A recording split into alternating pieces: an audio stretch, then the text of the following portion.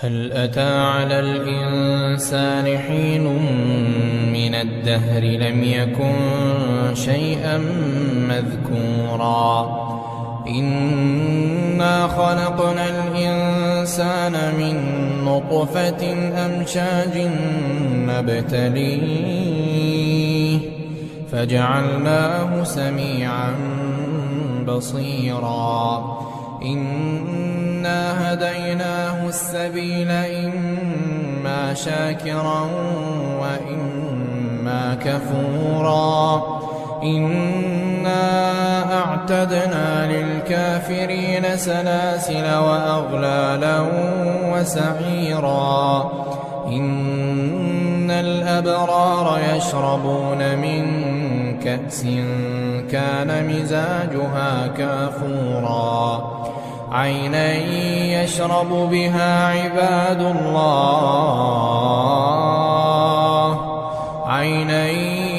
يشرب بها عباد الله يفجرونها تفجيرا يوفون بالنذر ويخافون يوما كان شره مستطيرا ويطعمون الطعام على حبه مسكينا ويتيما وأسيرا إنما نطعمكم لوجه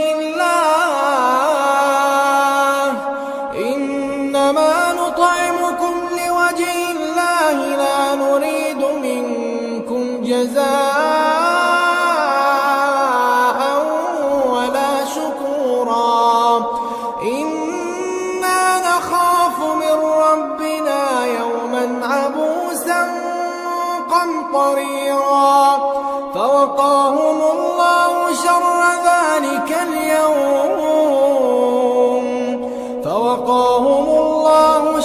ذلك اليوم ولقاهم نضرة وسرورا وجزاهم بما صبروا جنة وحريرا متكئين فيها على الأرائك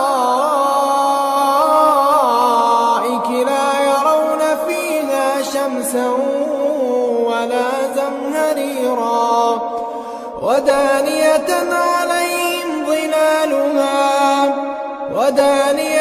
عليهم ظلالها وذللت قطوفها تذليلا ويطاف عليهم بآنية من فضة وأكواب كانت قوارير من فضة قدروها تقديرا ويسقون فيها كأسا كان مزاجها زنجبيلا عينا فيها تسمى سلسبيلا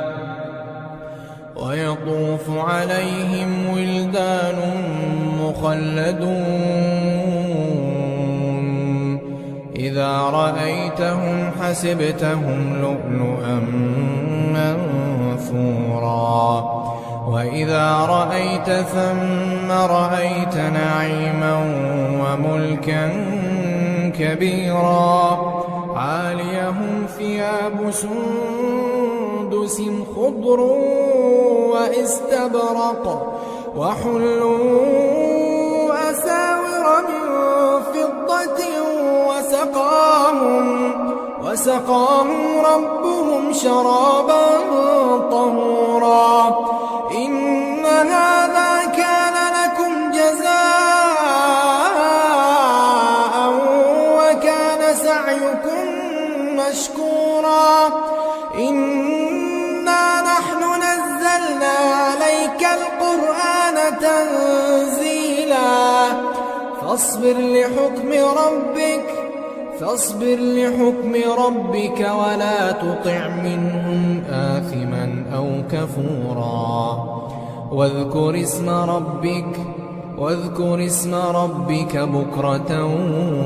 وأصيلا ومن الليل ومن الليل فاسجد له وسبحه ليلا طويلا إن هؤلاء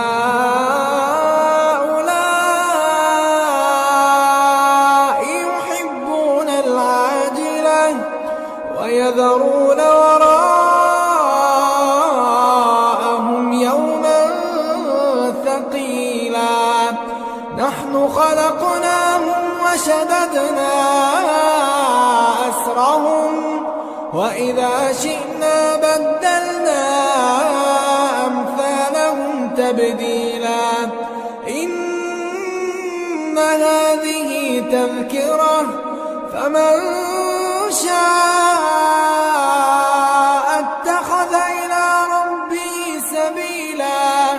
وما تشاءون